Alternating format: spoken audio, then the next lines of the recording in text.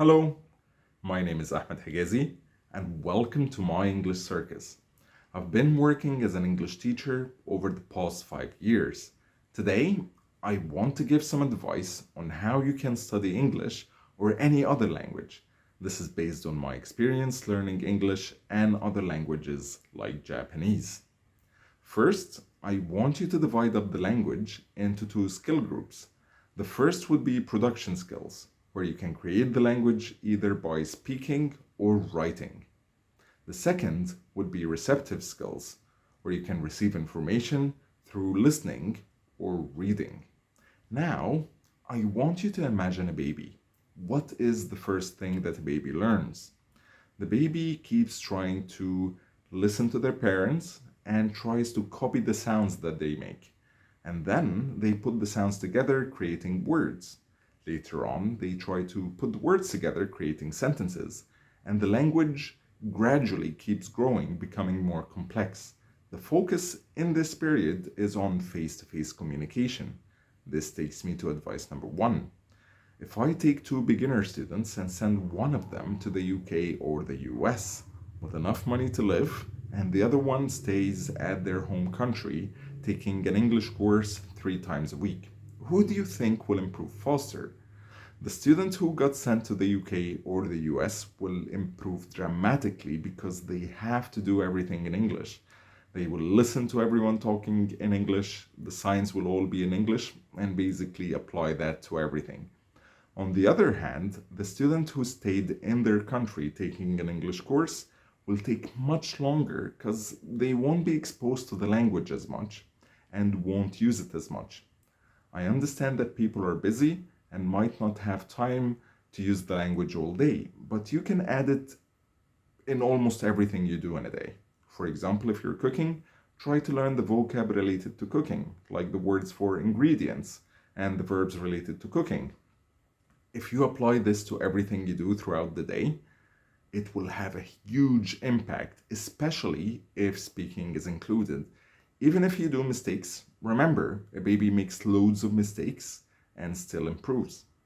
Discipline is required. This is not the Matrix, unfortunately. You can't just plug in and automatically learn yet. Advice number two, mistakes are really important for learning. Actually, they are how you learn. Think about anything you learned, like driving, riding a bike, boiling an egg. At the beginning, you did a lot of mistakes until you became good at it. This happens with everything, any skill you can think of. But you can become good at spoken English without actually speaking. I know a lot of people who are excellent at listening, reading, and writing, but they struggle when trying to speak because they don't try enough, and a big part of speaking is muscle memory. Don't worry about looking bad if you do mistakes. Again, it's how you learn. Advice number three, you'll either like or hate this advice, but you don't have to memorize the rules. Think about your first language. Do you think about the grammar before speaking? I don't think anyone does that. You just know how to use it. And this is because you kept using it until it became second nature. You can do exactly the same thing if you understand the function of each grammatical rule and use it a lot. Understand how to use it the first time using the structure, then just make loads of sentences till it becomes natural to you. Then you'll not have to remember the structure. Advice number four, when learning new vocab, don't randomly try to learn new words that are not connected. Choose a topic, one that you're interested in, and try to find new words connected to it by reading articles, watching videos, or listening to podcasts about it. Because if you learn words that you're not going to use a lot, you'll end up forgetting them. Advice number five, I remember saying in advice number two that mistakes are how you learn, but the next mistake is one that you should avoid in general, especially if you're just starting. Avoid translating sentences from your first language because languages are built differently. Translating is not a simple task. For example, the moon is masculine in Arabic, feminine in French, and neutral in English. In Japanese, the sentence structure is the other way around. So if I ask what is your name, in Japanese it becomes your name is what? So unless you've reached an advanced level, translating is not the best idea because either the structure or the meaning will come out wrong. Advice number 6: when you don't know the meaning of a word, try to use an English to English dictionary to find out the meaning.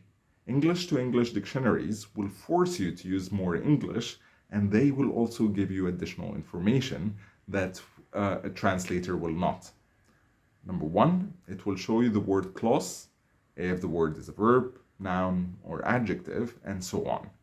It will also give you the definition of the word, and it will show you if there's more than one meaning. It will show you a few example sentences on how to use the word. Finally, online dictionaries will show you how to pronounce the word. In addition to that, if you're trying to talk to someone and there's a word you don't know how to say in English, try to explain it with other English words. For example, it's made of wood, I put laptop on it. Do you mean desk? Ah, yes, desk. Advice number 7.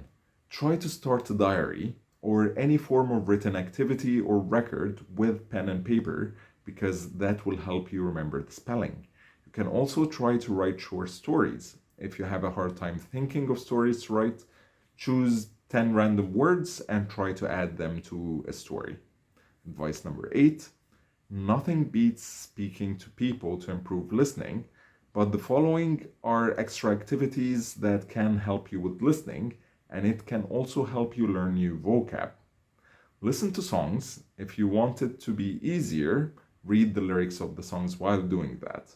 Watch movies and read the subtitles in English. Watch the news. Also, you can read the subtitles for that. Listen to audiobooks. You can read the book while doing that. Listen to podcasts and read the script. Also, it's a good idea to imitate the person speaking. I'll be making more English teaching videos soon and a short version of this one. If you've liked this video, please press on the like button and subscribe to the channel for more English related content. Thank you very much, and may the force be with you.